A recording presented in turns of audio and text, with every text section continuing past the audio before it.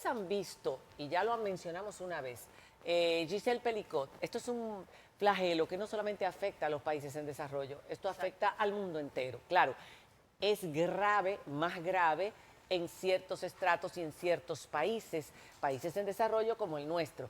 Porque, por ejemplo, vamos a comparar con un país del que acabo de leer información, en España van 40 mujeres en lo que va del año que han sido asesinadas por llegar al extremo de la violencia doméstica, porque esa es solamente la punta del iceberg. 40 mujeres, aquí ya 47.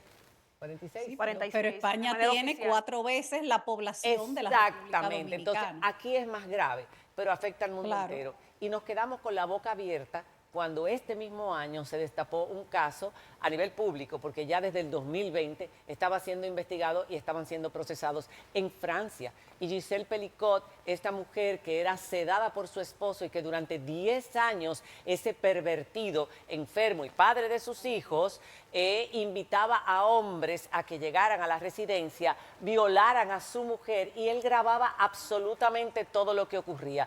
Un juicio que está haciendo historia en Europa y en el mundo entero, y ella, que fue la que decidió que ese juicio fuera público para dar una lección a los hombres que han cometido esto y a un mensaje a todos los hombres, y ella que decidió dar la cara para que todo el mundo conociera su rostro, porque ella dice que la vergüenza no está en ella, está en ellos, que las víctimas no deben sentir vergüenza, porque no tienen por qué. Ellos son los que tienen, y ellos son los que andan todos cubiertos de arriba abajo, señores, 50 hombres. Ahora yo lo que quiero es, rápidamente, antes de que pase él, yo quiero que ustedes oigan esto, porque aquellos que dicen que no, que el machismo, que estas feministas que embroman tanto con ese tema, que cómo es posible que ya eso está pasado, oigan algunas de las frases, de las defensas de algunos de los acusados. No se enfade conmigo, sino con su marido. Este es Didier, que tiene 68 años, camionero, padre de 2 hijos. Sí. Yo O no sea, que ella era propiedad del marido. Ajá, yo no forcé a nadie. Redouane, de 55 años, nacido en Marruecos, trabajó como enfermero tras asentarse en Francia. Señores, yo no forcé a nadie y no me culpe a mí, sino a su marido. Pensé que ella formaba parte del juego, una mujer inconsciente, porque ninguno la vio despierta ni hablando. Ahí están todos los videos. 42 años, albañil y padre de 5 hijos y vecino de los Pelicot. Mientras el marido estuviera presente, no era violación. Adrien, de 34 años, también que trabajó en la construcción, cumpliendo una condena de 14 por violar a 3 de sus antiguas compañeras. ¿Cuántos violadores? Oigan este otro, no pude adivinar que se hacía sin su conocimiento, ya que su marido era quien debía protegerla. ¿Tú estás oyendo esto? Aberrante, Sí, un objeto, testimonio, es lo que ellos consideran. una propiedad de su esposo para que el esposo la vendiera como él quisiera. Eso es lo que entienden esos individuos. Y eso es Francia, María Cela. Eso es Es Francia, primer mundo. Es verdad que son personas de clase media, trabajadoras, que quizás no todos tienen un gran nivel educativo, pero esto ocurre en todos los sectores sociales. Y todavía el problema no es la violación, los golpes, el abuso económico, el abuso sexual. El problema es la mentalidad, que todavía se excusa este tipo de cosas en los hombres, se excusa, son personas normales, no eran delincuentes que andaban por la calle. No, no todos, algunos sí, pero no todos lo eran. Bueno, vamos a darle paso a nuestro invitado. Y ese cambio de mentalidad es difícil de construir. Y en República Dominicana tenemos muchos casos de los que podemos referirnos también en cuanto a violencia a la mujer. Para referirnos a algunos de ellos y la realidad actual en nuestro país, vamos a recibir una persona que trabaja el día a día con estos casos a nivel nacional. Desde la Procuraduría General de la República vamos a recibir al Procurador Fiscal de la Dirección contra Violencia de Género, Natiaski Marmolejos. Bienvenido, magistrado, a esta noche, María Cela. Bienvenido nuevamente, Natiaski. Un placer. Un gusto. Magistrado. Bueno, aunque es un tema que mucha gente entiende que nunca va a terminar, y es verdad, quizás nunca termine, pero definitivamente puede mejorar. Y depende, por supuesto, de todos los organismos encargados y de la educación también que se le está dando a esta sociedad. Nosotros estamos viendo que por primera vez en algunos años, en este año, vamos a hablar de la violencia física con su consecuencia en algunos casos de los feminicidios, los asesinatos de los hombres a sus parejas, su exparejas o amigas.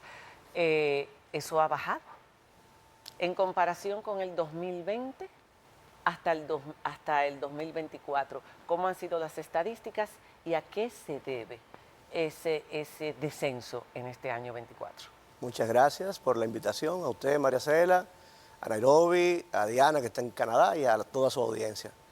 Realmente hablar de violencia en sentido general abarca muchos componentes. Primeramente, la violencia se debe a un patrón de conductual, a un tema educacional, que muchas veces se le va de la mano a la misma sociedad. Es bueno hacer una precisión. El Ministerio Público, y tengo que empezar por ahí, porque su rol, ¿verdad?, es el órgano del sistema de justicia que le compete investigar, solicitar sanción a los infractores de la ley penal. En base a ese rol que se nos ha asignado por la Constitución de la República y la ley orgánica, el Ministerio Público se concentra en lo que es el abordaje a este delito. Las estadísticas que usted menciona, si vamos a hablar de feminicidios, yo le diría, al día de hoy, el año pasado nosotros cerramos con 65 feminicidios oficiales. En el 2023. En el 2023. Al día de hoy, las estadísticas usted sabe que nosotros las cruzamos con la policía, con INASIF, para dar una cifra más exacta. Es bueno también saber de que muchas veces dan noticias no oficiales. Hay personas que llevan observatorios, inclusive hay organismos internacionales que también dan noticias. El país todavía no tiene una tipificación de lo que es el feminicidio como tal. Aquí nosotros hemos logrado, a nivel de semántica, lograr socializar el término para distinguir lo que es una muerte cualquiera, un homicidio, de un feminicidio, que es la muerte de una mujer de manera violenta por parte de su pareja o expareja. Hago esta aclaración porque hay otros países que tienen más características dentro del... Claro, que el feminicidio más amplio. es una figura más amplia. Exactamente. Por ejemplo, el asesinato de una niña por parte de su padrastro es un feminicidio en otros países. En República Dominicana no es considerado así, pero en otros países. Correctamente. Entonces eso hace que muchas veces el número nos dé más alto que lo que realmente es. Entonces las estadísticas, por ejemplo, como le decía, en el 23 cerramos con 63. Dos más que el año, perdón, con 65, dos más que el año 2022. O sea que si tomamos una media, la cifra del feminicidio viene tornándose hacia la baja. En el 2020 fueron 70, ¿no? Correcto. En el 2021... En el 2000, yo tengo todo eso ahí, subió a 77. Le tengo aquí el cuadro para poder es para que la gente vea. Ahí está en pantalla. Míralo en pantalla. Perfecto, exactamente. Mírenlo acá. 2020, 70, fíjese cómo ha ido fluctuando. Subió mucho en el 20. Pero, por ejemplo, años atrás hemos llegado a tener 130, cientos y tantos. O sea, ¿qué yo entiendo que debe estar pasando? Es multicausal lo que puede estar pasando. Tiene que estar surtiendo efecto lo que es la política de abordaje estatal, la educación, el mensaje, digamos, focalizado en universidades, en colegios, el trabajo que ustedes hacen de concientización hacia todo el país. ¿Qué es lo que va a hacer el cambio? O sea, el sistema de justicia simplemente, o el derecho penal, lo que viene siendo es un muro de contención. Mientras la sociedad sigue fabricando víctimas y agresores, bueno, vamos a condenar, vamos a procesar. Sin embargo, la raíz del problema, lo que debe atacarse, ciertamente es la formación, la educación, eliminar esos mitos que existen, que están carcomiendo la sociedad y sobre todo el machismo. Magistrado, me quiero referir a una parte importante para las víctimas y se ha convertido en los retrasos en el proceso judicial. Inclusive hace apenas unos días hubo una situación con una mujer víctima de un ataque, de un intento de feminicidio, y al salir de una audiencia se lanzó al mar, desesperada, por los constantes retrasos y los procesos que se dilatan mucho tiempo. Desde el Ministerio Público, la parte que le concierne, porque no tienen que ver con todo el proceso, ¿qué se está haciendo para agilizar y garantizar que estos procesos se cumplan y sean más efectivos? Porque la víctima se desespera y muchas veces hasta desiste en el camino porque se cansan o se frustran. Mire, en los casos, porque lo que pasa es que hay un dinamismo procesal. Sí. O sea, hay una serie de situaciones que la gente no comprende. Pero estos delitos de violencia contra la mujer es uno de los delitos más fácil, digamos, de con tiempo concluirlos.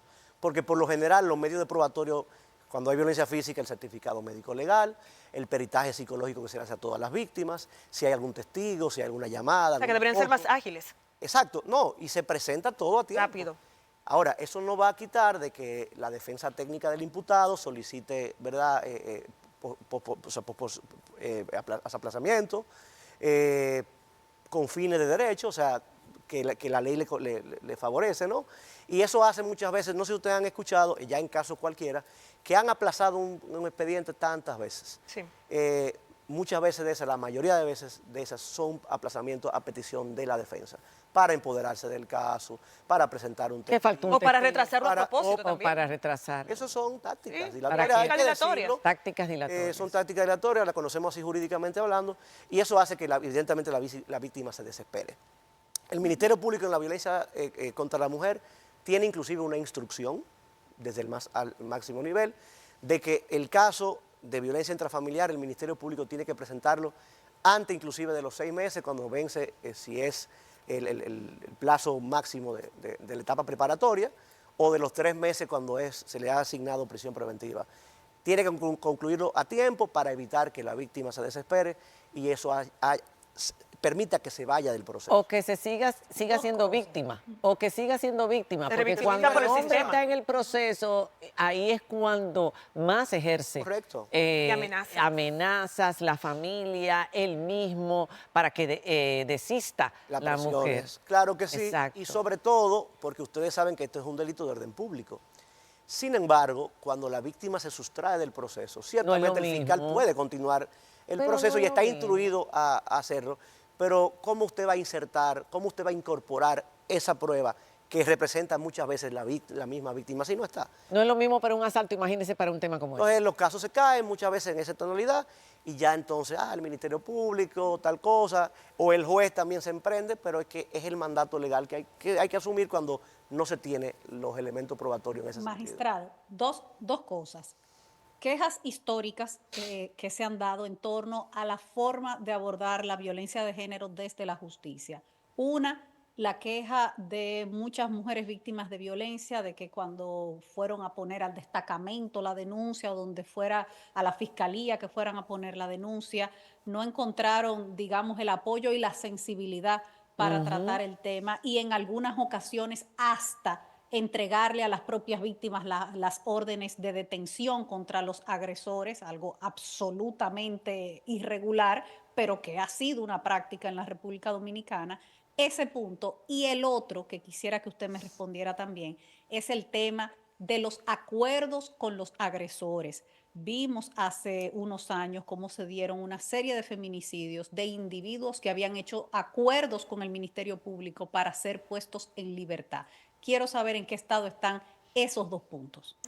Muchas gracias, Diana. Y ciertamente en ese tenor hay que enfatizar algo muy puntual.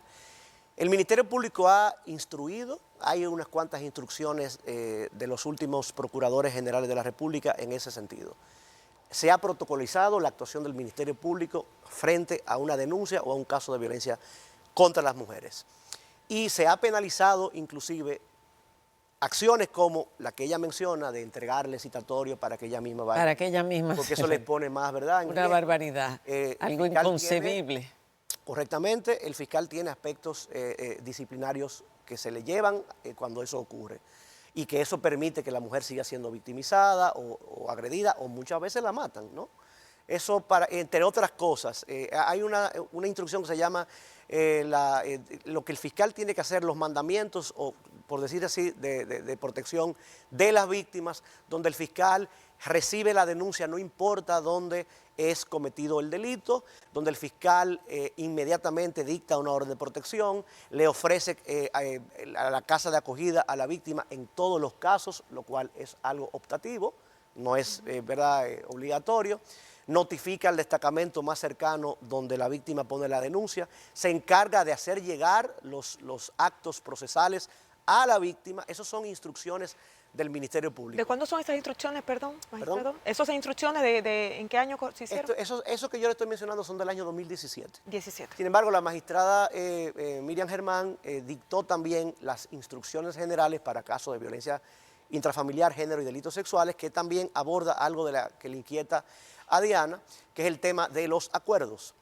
La procuradora, por una instrucción completa al Ministerio Público, prohibió los acuerdos con imputados de violencia de género, intrafamiliar y delitos sexuales, donde esas mujeres representan violencia feminicida al respecto. La misma instrucción dice, porque ustedes saben que los acuerdos no son ilegales, los acuerdos son parte de la legislación, ¿verdad? Y la ley permite usarlo en algunos casos para, ¿verdad? Para agilizar, para abreviar, pero ciertamente cuando se identifica que una mujer tiene el riesgo de ser victimizada o ser asesinada, están prohibidos tales acuerdos. Y les repito, de cometerse, de ejecutarse, entonces los fiscales son llevados a la inspectoría para que disciplinariamente entonces enfrenten las consecuencias que tendrían por violar esas instrucciones. De lo que Diana mencionaba, me preocupa porque es una queja constante la actitud de muchas veces los fiscales ante estos casos, cómo se revictimiza a la mujer, cómo todavía no hay una preparación. La educación es fundamental. En ese sentido, ¿son muchas las quejas realmente o eso también ha disminuido? Porque ese era uno de los más grandes problemas. Claro. A la hora de tú poner una denuncia, la forma en que te trataban ahí, claro, en ese lugar. Ya se sabe que hemos progresado, pero todavía siguen habiendo quejas. Sí, entonces, sabemos que faltan recursos a nivel técnico, etcétera, para poder ayudar, tener las computadoras todos, poder tener una interconexión de saber dónde este hombre ya está en otra provincia, en otro lugar, y que este hombre ya está acusado de violencia de género, pero sobre todo el trato con la mujer, la importancia que se le da. Y una queja con relación a eso, que hay hombres que han dicho que han sido víctimas también, no de violencia de género, sino de abuso en ese sentido. Es frecuente que se engañe a los fiscales en torno a los temas de violencia de género. Esas dos preguntas. Vamos a empezar por la última. Lo que va a determinar la ocurrencia o no de una conducta penal es la investigación. Cuando una víctima o una supuesta víctima, una eventual víctima se presenta a la fiscalía a través de las unidades a denunciar o decir que es víctima de violencia, evidentemente se abre, ¿verdad?, un protocolo de actuación que en principio protege la eventual víctima, que es la mujer. Posiblemente algunos actos de investigación el fiscal tenga que tomar medidas que muchas veces lesionen, conculquen derechos fundamentales en principio de un hombre que a lo mejor al final no tiene nada que ver con eso. Eso puede pasar. Someterlo, meterlo preso. Detenerlo. Exactamente, una orden de arresto, una medida cautelar, y que la medida ya, que al final del proceso entonces realmente ya ahí resulte otra cosa. Eso puede pasar, eso es producto de la investigación. El fiscal tiene que en principio proteger la víctima o la eventual víctima. La víctima que se presenta, y es bueno que ustedes sepan la dinámica que se vive en estas unidades, se brindan unos servicios integrales donde la víctima de ahí no tiene que ir a ningún otro lado. Y sobre todo, que era parte de la primera pregunta suya, los fiscales que trabajan en esas unidades son fiscales que están sensibilizados, es decir, se le ha capacitado no solamente en el... ¿Qué porcentaje son hombres? De los fiscales. Bueno, en las unidades actualmente, en la unidad de Moca, para que usted tenga un ejemplo, de Espaillat, la coordina un hombre. ¿Ok? Es ahora mismo el único coordinador de los fiscales, pero hay muchos hombres. Estamos hablando que en 25 unidades que tenemos hay aproximadamente más de 20 fiscales. En el sentido hombres. Pero aquí el tema es dos cosas. Aquí el tema es que conozca el procedimiento legal, ¿verdad?, y que esté sensibilizado en cómo tratar a una... Porque nada más no es el hombre que puede maltratar a una víctima, a una mujer. La mujer también que desconozca, ¿verdad?, que no esté sensibilizada, también puede atropellar o no puede identificarse con lo que le pasa a una víctima. Brevemente, estas unidades están diseñadas para que la víctima llegue, se le reciba su denuncia, estén los psicólogos forenses para hacer la valoración de riesgo y luego de hacer el peritaje o el informe psicológico, porque cuando la violencia no es física y es psicológica, eso hay que probarlo. Y se prueba Esa es la más difícil. Y es la que más se da. En las estadísticas, la violencia verbal y psicológica es la más alta. La verbal, la emocional, Claro. Económica. Que y la entra- económica, claro. que es la más subestimada de todas. Entonces, ese psicólogo forense es quien tiene, a través de baterías, ¿verdad? Saca, ¿verdad? Le extrae esa secuela de daño que le es imputada o sindicada a esa conducta.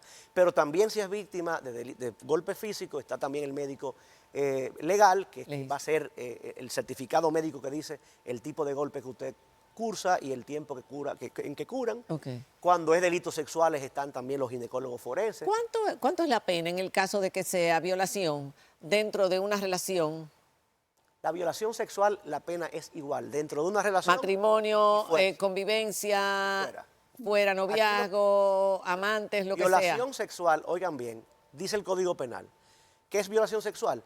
Todo acto de penetración sexual En contra de... a la fuerza, bajo engaño, por constreñimiento, ¿verdad? Sin el consentimiento de la persona, es violación. En una relación de pareja, en un matrimonio, cuando no hay ese consenso o cuando hay ese constreñimiento o una amenaza o una sorpresa, es violación. Aquí lo que va a versar un poco es, no es que no exista violación, es violación sexual. Es el tema de la probatoria. Lo Porque difícil en una pareja que cohabita, Sí. Sí. ¿verdad? O sea, cuando digo que cohabito, o sea, Ok. somos pareja, ¿no?